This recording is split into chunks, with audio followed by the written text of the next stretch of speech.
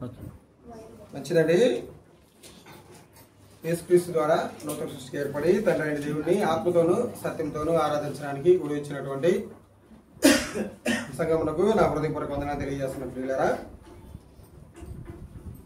గడిచిన వారం నుండి ఇప్పటి వరకు కూడా మనందరికీ తండ్రి అయిన దేవుడు మంచి ఆరోగ్యాన్ని, మంచి ఆయుష్ను దయచేసి ఈ రీతిగా మళ్ళీ మనకు ఒక దినాన్ని మరి యొక్క పరిశుద్ధపు ఆదివారపు ఆరాధన కార్యక్రమాన్ని దేవుడు మనందరికీ దయచేసినందుకే మనందరం కూడా దేవునికి కృతజ్ఞతాస్తుతులు చెల్లింపబద్దులై ఉన్నాం కనుక ప్రతి ఒక్కరు కూడా మనం మర్చిపోకూడనటువంటి ఏదైనా ఒక విషయం ఉందంటే దేవుడిని జ్ఞాపకం చేసుకోవడం. ప్రతి ఒక్క రోజు మీకు వీలు కుదిరినప్పుడల్లా దేవుడిని జ్ఞాపకం చేసుకుంటూ దేవుడు ఇచ్చినటువంటి యొక్క ఆరోగ్యానికై, ఆయుష్కై మనందరం కూడా దేవునికి కృతజ్ఞతాస్తుతులు చెల్లింపబద్దులై ఉన్నాం కనుక కాబట్టి ఎవరు కూడా నిర్లక్ష్యంగా ఎవరు కూడా మర్చిపోకుండా దేవునికి కృతజ్ఞతల స్తుతులు చెల్లిస్తూ మన యొక్క భక్తి జీవితాన్ని కొనసాగించాలని మీ అందరికీ తెలియజేస్తున్నాను పిల్లలారా. అలాగే ఈరోజు కూడా మన జీవితానికి ఏ మాటలు అయితే అవసరమో ఆ మాటలు మనందరం కూడా కలిసి కొద్ది నిమిషాలు మనందరం ధ్యానిద్దామండి. అదేంటంటే పాత నిబంధన గ్రంథంలో మొత్తాన్ని మీదకి మనకి ఎన్ని చరిత్ర గ్రంథాలు ఉన్నాయి? 12 చరిత్ర గ్రంథాలు ఉన్నాయి. పాత నిబంధన గ్రంథంలో మొత్తం మీద మనకి 12 చారిత్రక గ్రంథాలు ఉన్నాయి. అలాగే కొత్త నిబంధనలు ఎన్ని ఉన్నాయి? ఒకటే కదా, అపోస్తుల కార్యాలు ఒకటే. సంఘ చరిత్ర గురించి కానివ్వండి, సంఘం ఉద్భవించడం కానివ్వండి, ఎక్కడి నుంచి మొదలైంది అనేది మొత్తం కొత్త నిబంధన మీద మనకి ఎక్కడ దొరికిందండి? ఇదంతా అపోస్తుల కార్యాల్లో మనకి ఒక సంఘ చరిత్ర, అది ఎలా ఏర్పడింది, ఎవరి ద్వారా ఏర్పడింది, ఎంతమంది చేరారు అనేది మొత్తం కూడా కొత్త నిబంధన గ్రంథంలో మనకి ఎక్కడ కనబడింది అంటే ఈ యొక్క అపోస్తుల కార్యాల్లోనే. అలాగే ఈరోజు కూడా ఒక భక్తుడి గురించి, ఆ యొక్క అపోస్తుల కార్యాల్లోనే ఒక భక్తుడి గురించి మనందరం ఆలోచన చేద్దాం. ఎందుకంటే ఇంతకుముందు వారాలన్నీ కూడా నేను ఒక లైన్ మీద వచ్చాను. ఆత్మీయ జీవితంలో దశల వారి ఎదుగుదల అనేటువంటి దాని మీద చెప్పుకుంటా వచ్చాం. ఒక 5 లక్షణాలు, కొన్ని విసర్జించవలసినటువంటి కొన్ని 5 లక్షణాలు మనం ధ్యానించాం. ఈ వారం కొంచెం నేను దానికి బ్రేక్ ఇచ్చి కొత్త పాఠాలు ఎంచుకోవడం జరిగింది. అదేంటిదంటే ఒక వ్యక్తి గురించి మనందరం ఈరోజు ధ్యానం చేద్దాం. ఎవరంటే ఆయన ఒకసారి అపోస్తుల కార్యాలు ఓపెన్ చేయండి. అపోస్తుల కార్యాల గ్రంథం, అపోస్తుల కార్యాల్లో 10వ అధ్యాయంలో ఒక భక్తిపరుడైనటువంటి ఒక అన్యుడు కనపడతాడు. 10వ అధ్యాయం చూడండి ఒకసారి. మనందరికీ, నాకు తెలిసి ఇది మ్యాక్సిమం అందరికీ తెలిసినటువంటి, ఈయన అందరికీ సుపరిచితమైనటువంటి వ్యక్తే. మనం కొత్తగా చెప్పాల్సిన అవసరం లేదు. కాబట్టి మనం ఏంటంటే మళ్ళీ ఈయన గురించి మనం కొన్ని ఆత్మీయ విషయాలు అనేది మళ్ళీ మనం నెంబర్ వేసుకుందామండి. చూడండి ఒకసారి అపోస్తుల కార్యాల్లో 10వ అధ్యాయం. దీనికి పాఠంగా ఒక పేరు పెట్టుకోవచ్చు. భక్తిపరుడైనటువంటి అన్యుడు నేర్పు ఆత్మీయ పాఠాలు. ఏం పెట్టుకోవచ్చు అంటే భక్తిపరుడైనటువంటి అన్యుడు నేర్పు ఆత్మీయ పాఠాలు అని మనం దీనికి ఒక టైటిల్ ఇచ్చుకున్నట్లయితే చాలా బాగుంటది. దీంట్లో మనం మొదటిగా ఒక వచనాన్ని ధ్యానిద్దాం. అపోస్తుల కార్యాల్లో 10వ అధ్యాయం 36వ వచనం ఒకసారి చదవండి. అపోస్తుల కార్యాలు 10వ అధ్యాయం. యేసుక్రీస్తు అందరికీ ప్రభు. ఈ మాట కూడా మనందరికీ సుపరిచితమే, అవునా కదా? మనం చర్చిల మీద కానివ్వండి, లారీల్లో కానివ్వండి, ఆటోల మీద కానివ్వండి, బండ్ల మీద కానివ్వండి, ఎక్కువగా ఈ యొక్క మాట అనేది మనకి కనపడతా ఉంటుంది. ఏమని?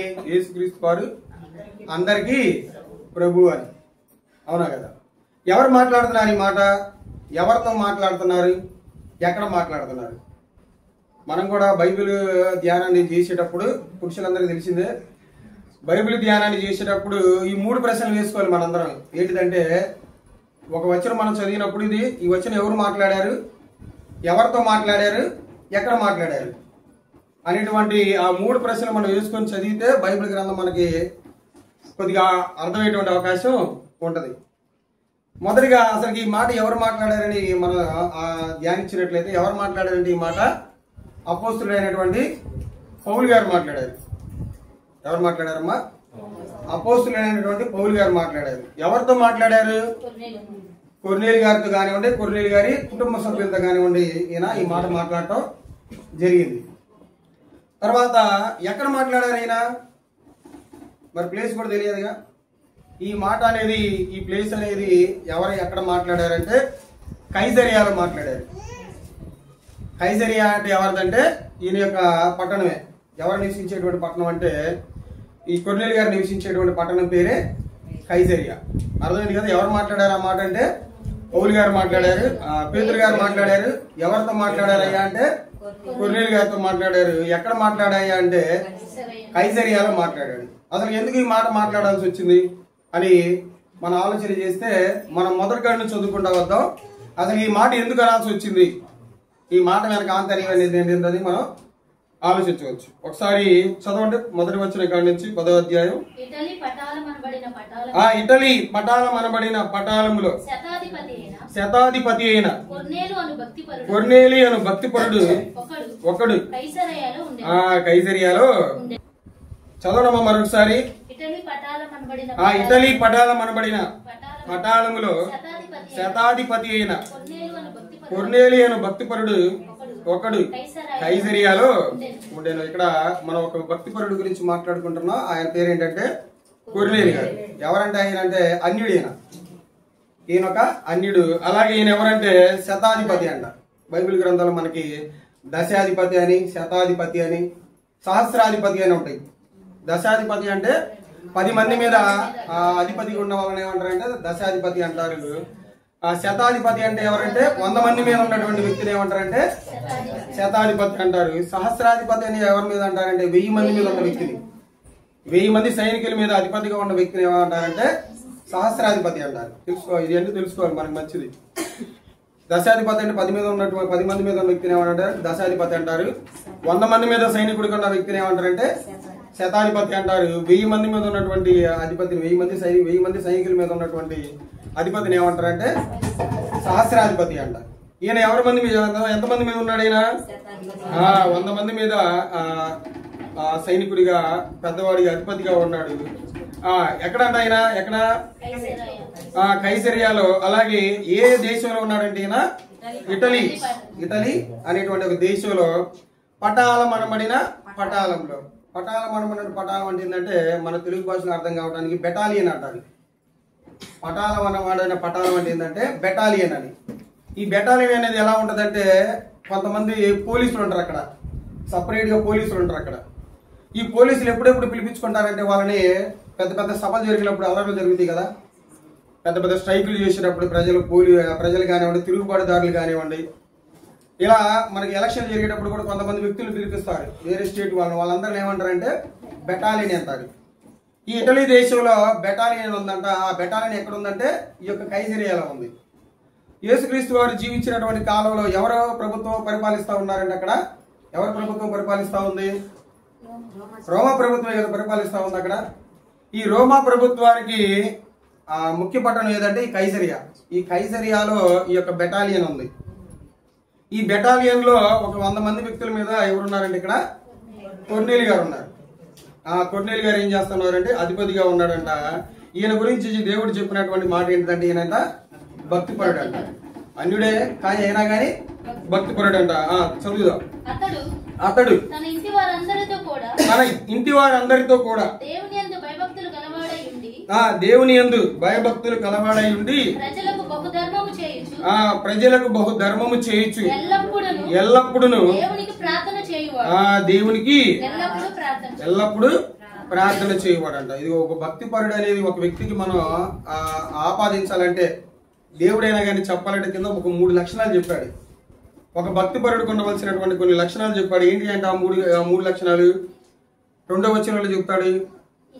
అతడు తన ఇంటి వారందరితో కూడా దేవుని యందు భయభక్తులు కలవాడై ఉన్నాడంట. ఒక భక్తిపరుడికి ఉండవలసినటువంటి మొదటి లక్షణం ఏంటిదంటే ఆయన ఒక్కడే భక్తిపరుడు కాదంట, తన ఇంటి వారందరితో కూడా చాలా భక్తి శ్రద్ధలు కలిగినటువంటి వ్యక్తి అంట. ఒకసారి మనం ఆలోచించుకుందాం. చూడండి, మనలో మనం ఎంతమంది భక్తిపరులు ఉన్నాం? మన ఇంట్లో ఎంతవరకు మన భక్తిని మనం కొనసాగిస్తున్నాం? మనం, లేకపోతే మన భార్య, మన పిల్లలు, తర్వాత ఎవరు? మన కుటుంబ సభ్యులు ఇంట్లో ఎవరు లేరా? మరి వాళ్ళని కూడా మనం నడిపించడానికి ప్రయత్నం చేస్తున్నాం అంటే మనం ప్రశ్నించుకుందాం ఒకసారి, ఎంతవరకు మనం ఆ ప్రయత్నం చేస్తున్నామని. కొంతమంది చూడండి ఏమనుకుంటారంటే, నేను నా భార్యలో భక్తిలో కొనసాగితే సరిపోయింది అనుకుంటా ఉండేవాళ్ళు ఉంటారు. నేను, నా భర్త, నా భార్య, లేకపోతే నా పిల్లలు వీళ్ళ వరకు ఉంటే సరిపోయింది. కొంతమంది ఎలా ఉంటారంటే అసలుకి భార్య ప్రార్థన కింద భర్త రాడు, భర్త ప్రార్థన కింద భార్య రాదు, వీళ్ళిద్దరు వెళ్ళకపోతే పిల్లలు వెళ్తారు. ఇలాంటి సమాజంలో చూస్తున్నాం మనం ఇప్పుడు. కానీ ఈయన మాత్రం ఏంటంటే తన ఇంటి వారందరితో కూడా ఎలాంటి వ్యక్తి అంటే భక్తి కలిగి ఉన్నటువంటి వ్యక్తి అంట. తను మాత్రం భక్తిపరుడు కాదు, తన ఇంట్లో ఉన్న వాళ్ళందరినీ కూడా భక్తిలో నడిపించినటువంటి వ్యక్తి అండి. ఇలా భక్తిపరుడు ఎవరి యందు భయభక్తులు కలిగి ఉన్నాడంట? దేవుని యందు భయభక్తులు కలిగి ఉన్నాడంట. దేవుని యందు భయభక్తులు కలిగి ఉన్నాడంట. చూడండి, చాలా మందికి దేవుడు అంటే కొంతమందికి భయం ఉంటే భక్తి ఉండదు, భక్తి ఉంటే భయం ఉండదు. కొంతమందికి భక్తి ఉంటే భయం ఉండదు, భయం ఉంటే భక్తి ఉండదు.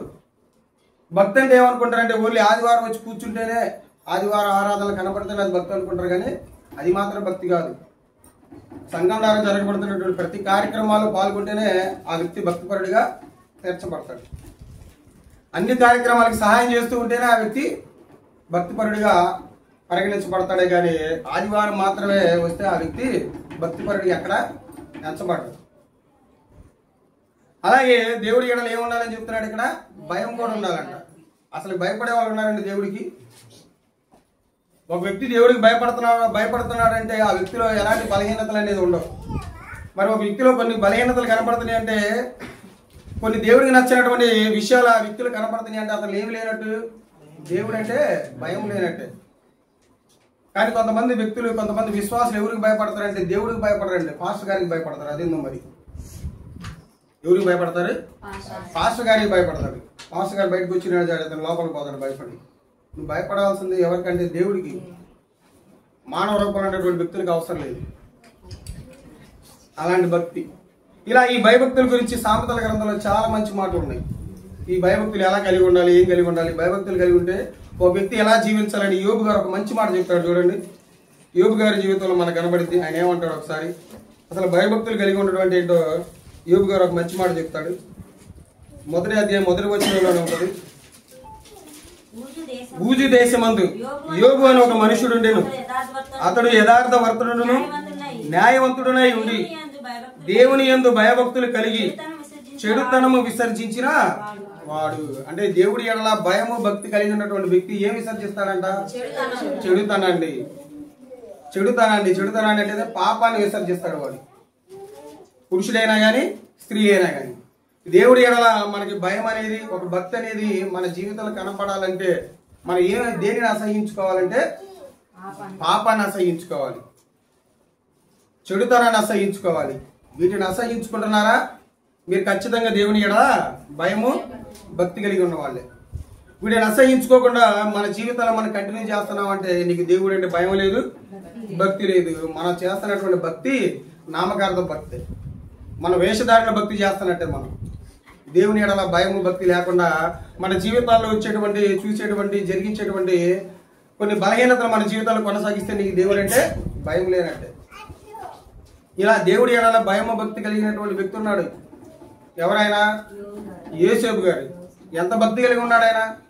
యవన ప్రాయంలో ఎక్కడికి వెళ్తాడు? ఐగుప్తుకి వెళ్తాడు. ఐగుప్తులో తనకు వచ్చినటువంటి బలహీనతలను ఏం చేస్తాడు? దేవుని జ్ఞాపకం చేసుకుని దేవుడి ఎడల ఎంత దుష్కార్యాన్ని నేను ఎలా చేయగలను, దేవుడి ఎడల ఎంత చెడుతనాన్ని నేను ఎలా జరిగించగలనని చాలా గొప్ప మాటలు చెప్పి ఆయన ఏం చేస్తాడంటే దేవుడి ఎడల భయము భక్తి కలిగి జీవిస్తాడు. అలాంటి జీవితాన్ని కలిగి ఉండాలి మనం కూడా. ఏ విషయంలో కూడా మనల్ని లొంగదీసేటువంటి ఏ విషయంలో కూడా మనం దేవుడిని మర్చిపోయి, దేవుడి ఎడల భయము భక్తి మర్చిపోయి మనం ఎక్కడా కూడా ప్రవర్తించకూడదు. అది ఏ విషయమైనా కానీ, చిన్న చిన్న విషయమైనా కానీ, అబద్ధాల విషయమైనా కానీ, మోసకరమైనటువంటి విషయాలు కానివ్వండి, బూతులు కానివ్వండి, సరసోక్తులు కానివ్వండి, వేటిల్లో కూడా మనం వీటిని దేవుడు వద్దన్నటువంటి వాటిని మన జీవితంలో కొనసాగిస్తూ మనం జీవిస్తే మన దేవుడి ఎడల భయము భక్తి కలిగినటువంటి వ్యక్తులని పిలువబడతాం. కానీ ఇక్కడ వ్యక్తికి దేవుడు భయము భక్తి కలిగినటువంటి వ్యక్తి ఇక్కడ ఎవరు చెప్పబడుతున్నారంటే ఇక్కడ కొర్నేలు గారు చెప్పబడుతున్నాడు. ఎందుకంటే ఆయనలో ఇలాంటి లక్షణాలు ఉన్నాయి, మంచి లక్షణాలు ఉన్నాయి. చెడును అసహించుకునేటువంటి మంచి లక్షణాలు ఉన్నాయి. పాపాన్ని జరిగించినటువంటి జీవితం తనలో ఉంది, తన కుటుంబంలో కూడా ఉంది. ఈ మాటలు ఆయన చెప్తున్న మాటలు కాదు, దేవుడే సర్టిఫికేట్ ఇస్తున్నాడు ఆయనకి, వాళ్ళ కుటుంబానికి, ఆయనకి. ఇంకా చూడండి, ఇంకా ఏమంటాడు, అదే మళ్ళీ వద్దాం. రెండో లక్షణం ఏంటిదంట, ప్రజలకు ఏం చేసుకుంటా వస్తున్నాడంటే బహుధర్మ కార్యాలు చేసుకుంటా వస్తున్నాడంట. ఈయన ఎవరు అనుకుంటున్నారు, ప్రభుత్వ ఉద్యోగి. ఒక పోలీస్ ఆఫీసర్ అంటే ఒక సైన్యాన్ని మీదకి 100 మంది సైన్యం మీదకి అధికారి అంటే ఈయన ఎవరు, ఒక గవర్నమెంట్ ఎంప్లాయీ. కొంత డబ్బు వస్తుంది, ఆ డబ్బుని ఏం చేస్తున్నాడు ఈయన, ధర్మం చేస్తున్నాడు. తన కుటుంబానికే కాకుండా ఎవరైతే తన చుట్టుపక్కల పేదరికంలో కనపడతారో వాళ్ళందరికీ ఏం చేసుకుంటా వస్తున్నాడు ఈయన, ధర్మకార్యాలు చేస్తున్నాడు, ధర్మకార్యాలు చేసుకుంటా వస్తున్నాడు. మరి ఆ ధర్మకార్యాలు మనం మన జీవితంలో మనం ఏమన్నా చేసేటువంటి వ్యక్తులుగా కనపడుతున్నాం. మనం కొంతమంది పెద్దోళ్ళు సామెత అంటారు, ఏమంటారు, ఒక వ్యక్తిని చూపించి అడిగిడు పిల్లికి కూడా ఇచ్చం పెట్టడా అంటారు. లక్షల డబ్బులు ఉంటాయి, కోట్ల డబ్బులు ఉంటాయి, కానీ వాళ్ళు మాత్రం ఎలాంటి స్వభావం కలిగి జీవిస్తారంటే వాళ్ళు పిల్లికి కూడా బిచ్చం పెట్టినటువంటి వ్యక్తులుగా ఉంటారు. అలా ఇంకొక మాట అంటారు, ఏం మాట అంటే వీడు చేతి కట్టుకున్నటువంటి ఇంగిలి చేతితో కాకి కూడా ఇస్తుంటా అంటారు. మరి కాకి బతికిద్దేమని. అలాంటి విధానంలో లోకస్తులు ఉన్నారు, విశ్వాసులైనటువంటి వాళ్ళు కూడా ఉన్నారు కొంతమంది. కానీ ఈయన మనకి చూపిస్తున్నటువంటి ఒక మంచి మార్గం ఏంటిదంటే ఏమంటున్నాడు, ఈయన బహుధర్మ కార్యాలు చేసుకుంటూ వచ్చాడు. అందుకనే యాకోబు గారి యొక్క భక్తి గురించే ఏమని చెప్తాడు చూడండి ఒకసారి. యాకోబు గారు ఒక మంచి మాట అంటాడు.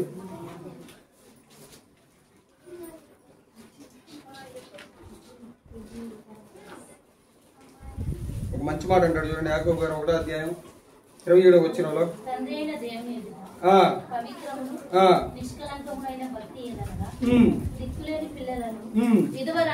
వెదవరాండ్రను వారి ఇబ్బందుల్లో పరామర్శించుట ఇహలోక మాలిన్యమును తనకంటకుండా తన్ను తాను కాపాడుకున్నట్టే. ఇది భక్తి అంటే. ఏమని చెప్పాడంటే దిక్కులేనటువంటి పిల్లల్ని వెదవరాండ్రని. మన దేశ చరిత్ర గురించి మనకు తెలుసు కదా. అసలు వెదవరాండ్ర ఎవరైనా వస్తే వస్తారు ఎదురుగా? వెదవరాండ్ర ఎవరైనా ఎదురుగా వచ్చి వస్తారా? పిల్లు ఎవరైనా ఎదురొస్తే వస్తారా? కాకి కనపడంగా ఎవరైనా వస్తారా? చూడండి బైబిల్ గ్రంథం మనకి ఎంత మంచిగా ఇలాంటి వ్యక్తుల గురించి ఎంత బాగా మాట్లాడుతుందో. వెదవరాండ్ర విషయంలో ఎలా చేయమన్నాడు, వాళ్ళని పరామర్శించమన్నాడు, వాళ్ళకి సహాయం చేయమన్నాడు, వారి ఇబ్బందులు ఏమన్నాడు, ఆదుకోమన్నాడు వాళ్ళని. అదే భక్తి అంటే. అలాంటి భక్తి చేసి ఉంటాడు. తనకు ఉన్నటువంటి డబ్బులు ధర్మకార్యం ఇలాంటి చేసి ఉంటాడు. యూదా ప్రజల్లో కానివ్వండి, తన చుట్టుపక్కల ఉన్నటువంటి వాళ్ళలో కానీ ఇలాంటి మంచి కార్యాలు చేశాడు. 3వ లక్షణంగా చూద్దాం చూడండి. ఇంకేం చేశాడు ఆయన, ఎల్లప్పుడూ దేవునికి ప్రార్థన చేస్తూ ఉండేవాడంట. ఎల్లప్పుడూ చేస్తూ ఉండేవాడంట ప్రార్థన. కానీ మనకి చూడండి ఒకసారి, మన జీవితంలో చూడండి, మనం రోజుకి ఎన్నిసార్లు వచ్చి ప్రార్థన చేసుకుంటున్నాం, ఎన్నిసార్లు జ్ఞాపకం చేసుకున్నాం దేవుణ్ణి. ఒక 10 సార్లు నేను దేవుణ్ణి రోజు మొత్తంలో దేవుడికి ఒక 10 సార్లు ప్రార్థన చేస్తా ఉన్న వాళ్ళు ఎవరైనా ఉన్నారా? ఏది అతన్ని 5 సార్లు సరే, రోజు మొత్తంలో ఒక 5 సార్లు దేవుడికి నేను ప్రార్థిస్తాను అన్న వాళ్ళు ఎవరైనా ఉన్నారా? 3 సార్లు ఉన్నారు. తినే ముందు అది. మరి భక్తి పరులు ఊరకే రారు, దేవుడే ఊరక రాయించడు. ఈయన ఏం చేస్తా ఉండేవాడంటే సమయం దొరికినప్పుడల్లా, అది 10 సార్లు కాదు, 20 సార్లు కాదు, 30 సార్లు కాదు, దేవుడు లెక్క రాసుకుంటాడు. ఎన్నోసార్లు చేసి ఉంటాడు ఆయన. ఎల్లప్పుడు అంటే సమయం దొరికినప్పుడల్లా, తనకు అవకాశం దొరికినప్పుడల్లా ఏం చేస్తూ ఉండేవాడంటే దేవుడికి ప్రార్థనలు చేస్తూ ఉండేవాడు. ఇది కూడా నేర్చుకోవాలి మనం. ఒక వ్యక్తి తన జీవితంలో పాపపు ఆలోచనలు రాకుండా ఉండాలంటే తన పనిని తన నిమిత్తం అయిపోయిన తర్వాత ఎవరిని జ్ఞాపకం చేసుకుంటూ ఉండాలంటే దేవుడిని జ్ఞాపకం చేసుకుంటూ ఉండాలి, దేవుడు చేస్తున్నటువంటి మేలుని జ్ఞాపకం చేసుకుంటూ ఉండాలి. లేకపోతే తన కుటుంబంలో ఉన్నటువంటి కుటుంబ సభ్యులైనా కానీ అతను జ్ఞాపకం చేసుకోవాలి.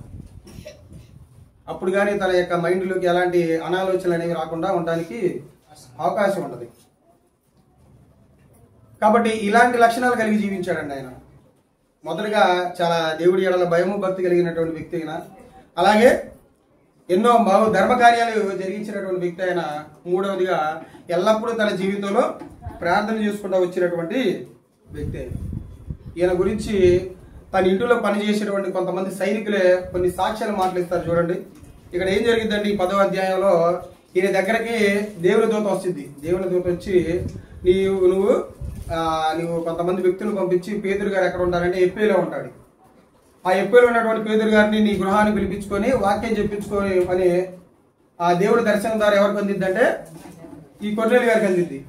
ఎంబటి కొర్నేలు గారు ఏం చేస్తారంటే తన ఇంటిలో ఉన్నటువంటి ఇద్దరు భక్తి పరులని అలాగే తన సైన్యంలో పనిచేసేటువంటి ఒక వ్యక్తిని ఈ ముగ్గురిని ఏం చేస్తారంటే పిలిపించి తనకు వచ్చినటువంటి దర్శనాన్ని వాళ్ళ ముగ్గురికి తెలియజేసి ఎప్పేలో ఉన్నటువంటి ఎవరి దగ్గర పిలిపించడానికి పంపిస్తాడు? ఆయన్నే పేతురు గారిని పిలిపించడానికి పంపిస్తాడు.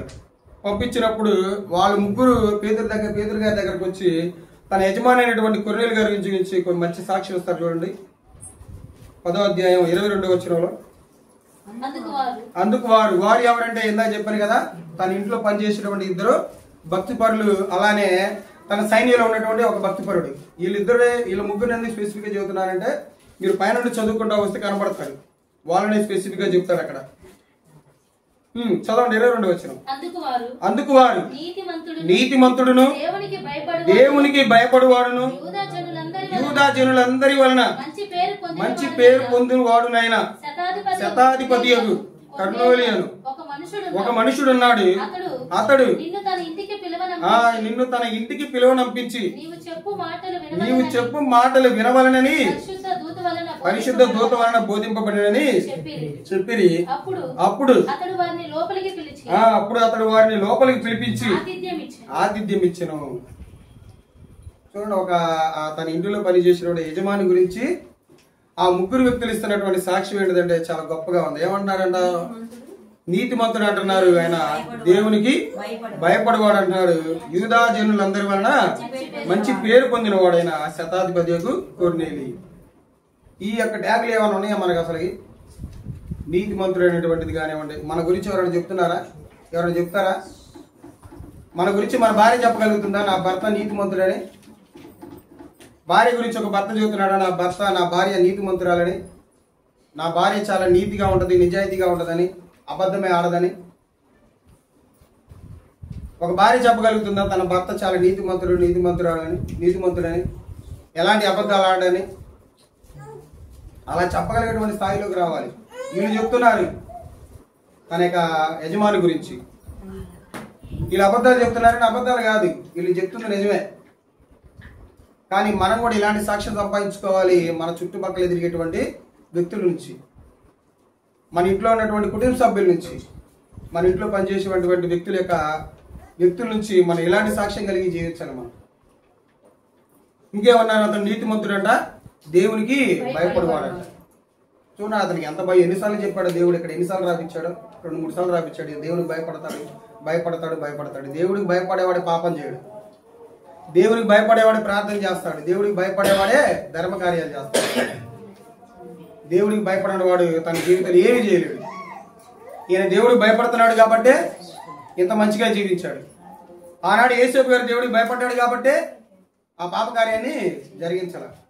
ఆనాడు యోబు గారు ఎన్నో అనివార్య కారణాల వల్ల జరిగినటువంటి తన కుటుంబంలో జరిగినటువంటి విపత్తులు చూసినా కానీ ఆయన ఒక మాట కూడా మాట్లాడాలి. దేవుడు అంటే భయము భక్తి ఆయనకి ఉంది కాబట్టి.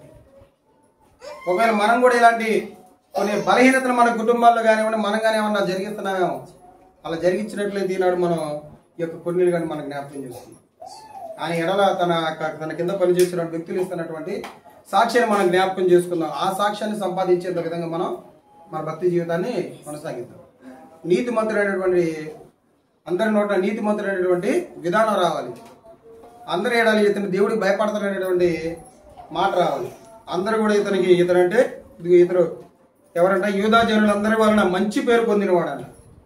అన్నిటి ఉన్నటువంటి కుటుంబ సభ్యుల వల్లే కాదు, తన చుట్టుపక్కల ఎవరైతే యూదా జనాంగం ఉంటారో వాళ్ళ ఏడల కూడా ఈయన మంచి పేరు వచ్చిందంట. ఈయనకి ఎంత బాగా పలకరించి ఉంటే, ఎంత బాగా జీవిస్తే, ఎంత బాగా దేవుని ఏడల భయభక్తులు కలిగి ఉంటే ఈయనకి ఇంత మంచి పేర్లు వస్తాయి, ఇంత మంచి ట్యాగులు వస్తాయి ఈయనకి.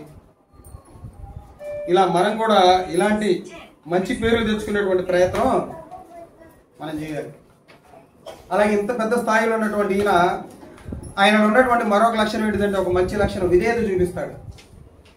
ఎవరి ఎడల విధేయత చూపిస్తాడంటే ఆ పేతురు గారి ఎడల. తన ఇంటికి వచ్చినాడు కదా వాక్యం చెప్పడానికి, సువార్త చెప్పడానికి కొర్నేలు గారి ఇంటికి వచ్చినప్పుడు ఆయన చూపించినటువంటి విధేయత చూడండి ఎలా ఉంటుందో. 34వ వచనం 25. కొర్నేలి అతన్ని ఎదుర్కొని అతని పాదముల మీద పడి నమస్కారము చేసెను. చూడండి ఎంత తగ్గింపో చూడండి, ఎంత విధేయత చూడండి. ఆయనకున్నటువంటి స్థాయి ఏంది, ఈయనకున్నటువంటి స్థాయి ఏంది? పేతురు గారికి ఉన్న స్థాయి ఏంది, కొర్నేలి గారికి ఉన్నటువంటి స్థాయి ఏంది? కొర్నేలి గారు ఎవరు? 100 మంది వ్యక్తుల మీద అధికారి. అయినా కానీ దేవుడి ఎడలో ఉన్నటువంటి భయాన్ని బట్టి ఆయన ఏం చేసుకున్నాడంటే ఎంతో విధేయత తనకు చూపించుకున్నాడు.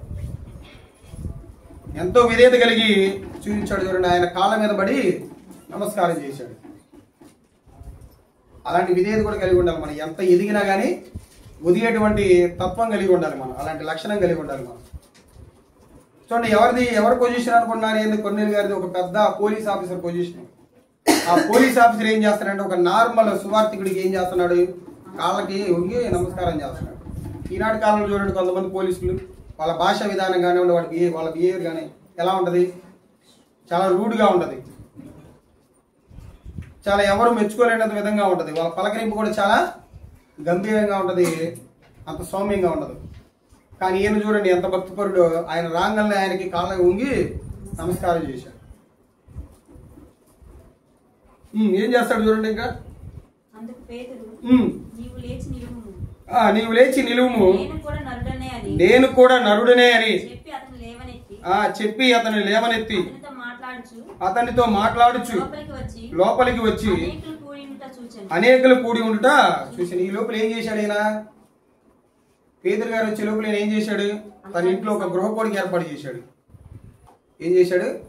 ఒక గృహకోడికి లాంటిది, ఒక సావాస కోడికి లాంటిది ఒకటి ఏర్పాటు చేశాడు. తన కుటుంబీకులతో పాటు ఇక ఎవరైతే దేవుడి ఎడల భయభక్తులు కలిగి ఉంటారో, ఎవరైతే దేవుడిని నమ్ముకుని ఉంటారో వాళ్ళందరినీ ఏం చేస్తాడు? పోగు చేసి తన కుటుంబంలో కూర్చోబెడతాడు. తన కుటుంబంలో కూర్చోబెట్టి ఆ రోజు ఏం జరిగిద్దంటే వాక్యాన్ని చెప్పి, వాక్యం ద్వారా వాక్యం విన్నటువంటి వాళ్ళందరూ కూడా చివరికి వచ్చేసరికి ఏం జరిగిద్దంటే వాళ్ళందరూ కూడా బాప్తీసం పొందుకుంటారు. ఈ లోపల ఏం జరిగిద్దంటే ఈ పేతురు గారు రావడానికి ముందుగా ఒక సూచక్రియ జరిగింది అక్కడ. తెలుసా? మీ అందరికి తెలిసే ఉంటది. దేవుడు ఒక సూచక్రియ చూపిస్తాడు. ఏమంటారు? ఆత్మ ద్వారా ఒక పెద్ద దుప్పటి వచ్చింది. ఒక కలబావలాగా ఒక పెద్ద దుప్పటి వచ్చింది. ఒక పెద్ద బకెట్ లాగా కొన్ని వస్తాయండి. ఆ బకెట్లు ఏమొస్తాయంటే కొన్ని అనేక రకాలైనటువంటి చతుష్పాద జంతువులన్నీ అక్కడ కనబడతాయి. ఇవన్నీ కనబడినప్పుడు దేవుడు అని చెప్తాడంటే పైనుండి దేవునితో ఏమని చెప్పిద్దంటే వీటిలో ఉన్న వాటన్నిటిని నువ్వు నిరభ్యంతరంగా చంపుకొని తినవచ్చు అని చెప్తాడు. తినవచ్చు అని చెప్పినప్పుడు యూదులకు ఒక ఆచారం ఉంటుంది. ఏ ఆచారం అది? నిషిద్ధమైనది ఏది కూడా తినకూడదు అని చెప్తాడు. నేను వీటిని ఎలా తినకూడదు? తినేనయా, మనం తినకూడదు కదా వీటిని అని చెప్తాడు. దేవుడు ఏం చేస్తాడంటే 2-3 మార్లు నువ్వేం కాదు తినవచ్చు అని చెప్పినప్పుడు చివరికి ఆ ఇంటికి వెళ్ళిన తర్వాత అతనికి అర్థమైంది దేవుడు ఎందుకు వీటన్నిటిని తినమన్నాడు అనేది. ఎందుకు తినమంటాడు? యూదుల విధానంలో ఏంటంటే అన్యులను చాలా ఎలా చూసేవాళ్ళు అంటే యూదులు అసహ్యంగా చూసేవాళ్ళు, వాళ్ళని అంటరాని వాళ్ళగా చూసేవాళ్ళు, వాళ్ళని కొంచెం తక్కువగా చూసేవాళ్ళు. ఆనాడు ఏం జరిగిందంటే ఈ దేవుడి యొక్క దర్శనం ద్వారా పేతురు గారికి జ్ఞానోదయం ఏం చేస్తారంటే ఆయన వాళ్ళ ఇంటికి వెళ్ళి ఏం చేస్తారంటే వాళ్ళకి వాక్యం చెప్తాడు. అప్పుడు ఆ మాట ఏ మాట 36 వచనం అంటాడు. చూసారా ఏమంటాడు? 36 వచనంలో యేసుక్రీస్తు వారు అందరికీ ప్రభు. అంతకుముందు ఎలా ఉండేదంటే ఈ దేవుడు ఊళ్ళి యూదా వారికి అనుకుంటే ఉండేవాడు. కానీ ఈయన యొక్క భక్తి విధానాన్ని చూసి దేవుడు కూడా ఏమైపోయాడంటే మర్చిపోయాడు. దేవుడు కూడా ఆనందపడి వీళ్ళకు కూడా సువార్త చెప్పాలి. ఈ అన్ని జనాంగంలో నన్ను తలుచుకొని నా యొక్క న్యాయ విధుల ప్రకారం జీవించేటువంటి వ్యక్తులు కూడా నేనేం చేయాలి? సువార్త ప్రకటించి వాళ్ళకు కూడా నేను సంఘాలుగా నడిపించాలని ఏం చేస్తారంటే వాళ్ళ దగ్గర పంపించి వాళ్ళకి సువార్త ప్రకటించి దేవుడి రక్షణలోకి తీసుకొస్తాడు. చివరి వచనంలో అదే ఉండి చూడండి. 10వ అధ్యాయంలో చివరి వచనం కాదు, ఇక్కడ కనబడింది అంటే 44వ వచనం అనుకుంటా. 47వ వచనం అందుకు పేతురు మనవలే పరిశుద్ధాత్మను పొందిన వీరు బాప్తీసం పొందకుండా ఎవడైనను నీళ్లకు ఆటంకం చేయగలడా అని చెప్పి యేసుక్రీస్తు నామమున వారు బాప్తీసం పొందవలనని ఆజ్ఞాపించెను. చూడండి, అన్యులకి పేతురు గారి ద్వారా రక్షణ వచ్చింది. ఎలా రక్షణ వచ్చిందంటే ఈ యొక్క కొర్నేలు గారు దేవుడి ఎడల భయము భక్తి కలిగి ఉండటం వల్ల, దేవుడి యొక్క న్యాయ విధుల ప్రకారంగా జీవించడం వల్ల తనతో పాటు తన కుటుంబాన్ని కూడా ఏం చేసుకుంటా వచ్చాడంటే రక్షించుకుంటా వచ్చాడు. చూడండి ఎన్ని మంచి లక్షణాలు కనపడ్డాయి ఈయనలో. మొదటిగా ఏం చేసుకున్నాం, మొదటి లక్షణం ఏంటంటే ఇలా ఒక భక్తిపరుడు. తర్వాతగా లక్షణంగా మనం ఏం చూసుకున్నామంటే తన భక్తిపరుడు తన మాత్రమే కాకుండా తన ఇంటి వారందరితో కూడా ఆయన భక్తి కలిగి జీవించాడు. మూడో లక్షణంగా ఏం కనపడిందంటే మనకి ఆయన బహు ధర్మ కార్యాలు చేయించు వచ్చాడు. భక్తి అంటే నిర్వచనానికి ఆయన డెఫినేషన్ గా నిలబడ్డాడు. ఇది మూడో లక్షణం. నాలుగో లక్షణం ఏంటిది, ఎల్లప్పుడూ ఆయన ఏం చేసుకుంటా వచ్చాడంటే దేవునికి ప్రార్థన చేసుకుంటా వచ్చాడు, దేవుడికి కృతజ్ఞతాస్తుతులు చెల్లించుకుంటా వచ్చాడు.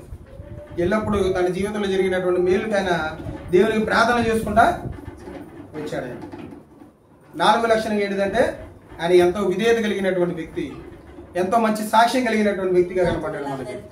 తన దగ్గర ఉన్నటువంటి వ్యక్తుల ఎడల ఎంతో మంచి పేరు కలిగినటువంటి వ్యక్తి, మంచి సాక్ష్యం కలిగినటువంటి వ్యక్తిగా మనకి ఈ కొర్నేలు గారు కనపడ్డారు. అలాగే ఎంతో విధేయత చూపించినటువంటి వ్యక్తిగా మనకు కనపడ్డాడు కొర్నేలు గారు. ఎలాంటి విధేయత చూపించారంటే ఒక నార్మల్ పర్సన్ నడుచుకుంటా వస్తుంటే ఒక పెద్ద స్థాయిని కూడా మర్చిపోయి ఏం చేస్తారంటే ఆయన ఎదురుగా వెళ్ళి పేతురు గారు ఎదురుగా వెళ్ళి ఆయన కాళ్ళకి నమస్కారం చేస్తాడు. అలాంటి తగ్గింపు కలిగినటువంటి లక్షణం మనం ఇంట్లో చూడొచ్చు. తర్వాత ఏం చూడొచ్చు అంటే మనం ఆయన తర్వాత ఏం చేశాడు, తన ఇంట్లో తను మాత్రమే కాకుండా తన కుటుంబీకులతో ఎవరైతే ఉన్నారో వాళ్ళందరికి కూడా రక్షణ భాగ్యాన్ని కలగజేశాడు. చూడండి, ఒక వ్యక్తి వల్ల ఎంత పరిణామం జరిగిందో. బైబిల్ గ్రంథంలో లేదా ఒక వ్యక్తి వల్ల తన కుటుంబం అంతా కూడా రక్షణ పడిన వాళ్ళు చూడండి. లూదియా గారు ఉన్నారు, ఏం చేశారు, పెద్ద ఆయన కూడా పెద్ద బిజినెస్. ఊదారంగ పొడి అంటే చాలా కాస్ట్లీ పొడి అది. ఆ కాస్ట్లీ పెద్ద బిజినెస్ ఉమెన్ ఏం చేసిందంటే దేవుడి మాటలకు విని తనతో పాటు తన కుటుంబాన్ని మొత్తాన్ని కూడా ఏం చేసుకుందంటే రక్షించుకుంది. అలాగే చెరసాల నాయకుడు కూడా ఏం చేస్తాడు, పౌలు గారు శీలయ్య గారు ఉండి వాళ్ళని బందీగా లోపల ఉంచినప్పుడు వాళ్ళ ప్రార్థన ద్వారా పాటల ద్వారా దేవుడిని ప్రార్థించినప్పుడు ఏం జరిగింది, అక్కడ చెరసాల ఆ సంఖ్యలు మొత్తం తెగిపోతాయి. వాళ్ళకి వేసినటువంటి ఆ సంఖ్యలు తెగిపోతే జైల్లో ఉన్నటువంటి డోర్లన్నీ ఓపెన్ అయ్యాయి. ఆ జరిగిన విపత్తుకి కారణం ఎవరని ఎంతో చాలా మంది ఉంటారు, ఒక్కరు కూడా బయటికి వెళ్ళలేరు. ఎమ్మటే ఈ యొక్క విపత్తుకి కారణం ఎవరు అనుకుని ఆ చెరసాల నాయకుడు ఏం చేసుకుంటాడు, తనను తాను చంపుకుంటాడు. అలా చంపుకోబోతున్నటువంటి తనలో పౌలు గారు నిన్ను నువ్వు ఏం చేసుకోవద్దు, ఏ హాని చేసుకోవద్దు, ఇక్కడ ఉన్నటువంటి వాళ్ళు ఎక్కడ కూడా పారిపోరని చెప్పగలే. ఆ యొక్క విధానానికి భయపడినటువంటి ఆ చెరసాల నాయకుడు ఏం చేస్తారంటే ఆ రోజు సాయంత్రం తనతో పాటు తన ఇంటికి కూడా వెళ్ళి తన ఇంటిలో ఉన్న వాళ్ళందరూ కూడా ఏం చేసుకుంటాడు, ఆయన రక్షించుకుంటాడు, బాప్తీసం తీసుకుంటాడు, వాక్యం చెప్పించుకుంటాడు. చూడండి, ఒక్కరి వల్ల తన కుటుంబాన్ని ఎంతో మంది రక్షించుకున్నారు వాళ్ళు. ఈయన కూడా చూడండి, పేతురు గారు వచ్చే లోపల ఏం చేశాడు, తన ఇంట్లో ఒక కోడికను ఏర్పాటు చేశాడు. మనం కూడా మన ఇంట్లో కోడికలు ఏర్పాటు చేసుకున్నప్పుడు మనతో పాటు మన ఇంటి పక్కన ఉన్న వాళ్ళందరూ కూడా పిలుచుకొని మనం కూర్చోబెట్టుకొని వాక్యం వినిపించుకుంటాం కదా. అలానే ఈ కొర్నేలు గారు కూడా ఏం చేశారంటే నేను మాత్రమే మారడం కాదు, నా కుటుంబం మాత్రం మారడం కాదు, నా ఇరుగు పొరుగు వాళ్ళు కూడా రావాలి. దేవుడు అంటే తెలిసిన వాళ్ళు కూడా రావాలి, తెలియని వాళ్ళు కూడా రావాలనుకుని ఏం చేసి ఉంటాడంటే ఆయన మొత్తాన్ని ఏర్పాటు చేశాడు. తన ఇంట్లో ఏర్పాటు చేసినటువంటి వ్యక్తుల్ని చూసినటువంటి పేతురు గారు తన కలిగినటువంటి దర్శనాల గురించి పేతురు గారికి చెప్తారు. పేతురు గారికి అర్థమైపోయింది, నన్ను వీళ్ళకి వాక్యం చెప్పడానికి దేవుడు ఈయన్నే పిలిపించుకున్నాడు, వీళ్ళకి వాక్యం చెప్పాలి, వీళ్ళకి మార్చాలి, దేవుడు పక్షపాతి కాదు అని ఆ పైన మాటలో మనకు కనపడింది. దేవుడు అందరికీ, యూదులు మాత్రమే దేవుడు కాదు, ఇజ్రాయెల్ మాత్రమే దేవుడు కాదు, అన్యులకు కూడా ఈయన దేవుడే. అన్యులు కూడా ఎవరైతే ఆయన ఎడల భయభక్తులు కలిగి ఉంటారో, ఎవరైతే ఆయన కట్టడల ప్రకారం ఎవరైతే జీవిస్తారో వాళ్ళకు కూడా నా రక్షణ ఉంటుందని తెలియజేసి అక్కడ ఉన్నటువంటి వ్యక్తులు కూడా మార్చడం జరిగింది. చూడండి, ఈయన యొక్క భక్తి జీవితంలో మనం నేర్చుకోవాల్సిన ఎన్నో మంచి లక్షణాలు ఉన్నాయి, చాలా మంచి లక్షణాలు ఉన్నాయి. కాబట్టి ఇలాంటి లక్షణాలని మనం చేజిక్కించుకోవడానికి మనం ఏం చేస్తూ ఉండాలంటే ప్రయత్నం చేస్తూ ఉండాలి. విని విడిచిపెట్టి వారి వల్ల మనం ఉండకూడదు. అలా ఉన్నామంటే మనకి వేషధారులకి ఎలాంటి తేడా లేదు. ఒక వేషధారి ఎలా జీవిస్తాడంటే దేవుడి ద్వారా పొందేటువంటి మేలు అనుభవిస్తాడు, కానీ దేవుడి దగ్గరకు వచ్చేసరికి ఆ మేలుని మర్చిపోతాడు. కాబట్టి అలా ఎవరు లేరు అనుకున్నా నేనైతే ఇక్కడ అందరిది కూడా దేవుడికి దేవుడి మాటలు చెప్పిన ప్రకారంగా దేవుడు ఇస్తున్నటువంటి ఆయుష్ని ఆరోగ్యానికి దేవునికి కృతజ్ఞతాస్తుతులు చెల్లిస్తూ దేవుని ఎడల భయభక్తులు కలిగేటువంటి వ్యక్తులుగా కనపడతారు నేనైతే అనుకుంటున్నా.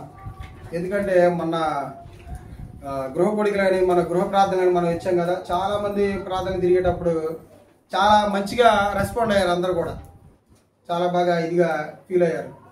అది బాగా నచ్చింది. అందరూ కూడా రావడం, ప్రార్థనలు ఏకీభవించడం కానివ్వండి, వాళ్ళకు ఉన్నటువంటి బాధలను చెప్పడం కానివ్వండి, ఇలాంటివన్నీ చెప్పుకోవడం, ఇలాంటివన్నీ దేవుని ఎగడల వాళ్ళ యొక్క బాధలు కుమ్మరించుకోవడం అనేది చాలా మంచి విషయం అది. కాబట్టి ఇలాంటి కార్యక్రమాలు కూడా మీరు అందరూ ప్రోత్సహించండి. ఎవరు కూడా నీరసపడమాకండి. ఎవరు కూడా మాకు ఆ పనులు ఈ పనులు నేను, ఎందుకంటే నెలకు ఒకసారే కదా. మాకైతే చాలా బాగుంది. ఇలా వచ్చి సంఘస్థులందరూ పలకరించి ఒక మాట దేవుడికి ప్రార్థన చేసుకొని వాళ్ళ జ్ఞాపకం చేసుకుని 2 మాటలు మాట్లాడుకోవడం అనేది ఎలా ఉండదంటే చాలా ప్రశాంతంగా ఉంది. అంటే మన ఎవరి సుఖ దుఃఖాలు ఎవరికి ఎదుటి వాళ్ళకి తెలుస్తూ ఉన్నాయి. ఎందుకంటే కుటుంబాల్లో మేజర్గా ఎన్ని ప్రాబ్లమ్స్ కనపడతా ఉంటాయి అంటే నాకు తెలిసినటువంటి దాన్ని బట్టి ఆర్థికపరమైనటువంటి ఇబ్బందులు, లేకపోతే అనారోగ్యపరమైనటువంటి ఇబ్బందులు. ఈ 2 కుటుంబాల్లో ఎక్కువగా కనపడేవి. ఏంటిది? ఆర్థికపరమైనవి, అనారోగ్యపరమైనవి. ఈ 2 ఎక్కువగా నేనైతే ఫైండ్ అవుట్ చేసింది మన తిరిగినటువంటి మొలకలూరులో కానివ్వండి, నర్సరాపేటలో కానివ్వండి. ఈ 2 కూడా ఈ లేకుండా ఉండాలంటే దేవుడు ఎలాగైతే చెప్పాడో, ఎలాగైతే జీవించమన్నాడో, ఉన్న దాంట్లో మనం ఎలాగైతే కలిమి లేకుండా ఎలాగైతే జీవించమన్నాడో, ఆహార నియమాల విషయాల్లో కూడా దేవుడు కొన్ని మంచి మాటలు చెప్పాడు. కాబట్టి వాటన్నిటిని మనం కలిగి జీవిస్తూ మన కుటుంబంలో ఎడల ఇలా ఈ కొర్నేలు గారి ఎలాంటి లక్షణాలు అయితే కలిగి జీవించాడో అలాంటి మంచి లక్షణాలు కలిగి జీవిస్తూ మనందరం కూడా దేవుడి ఎడల భయభక్తులు కలిగి ధర్మకార్యాలు చేస్తూ ఎల్లప్పుడూ ప్రార్థనలో ఉంటూ మన యొక్క కుటుంబాలని కట్టుకుంటూ ఇతరుల ఎడల మనం మంచి సాక్ష్యం కలిగి జీవించాలని మనస్ఫూర్తిగా మీ అందరికి తెలియజేస్తూ నా మాటలు ముగిస్తున్నాను. మీ అందరికీ నా హృదయపూర్వక వందనాలు.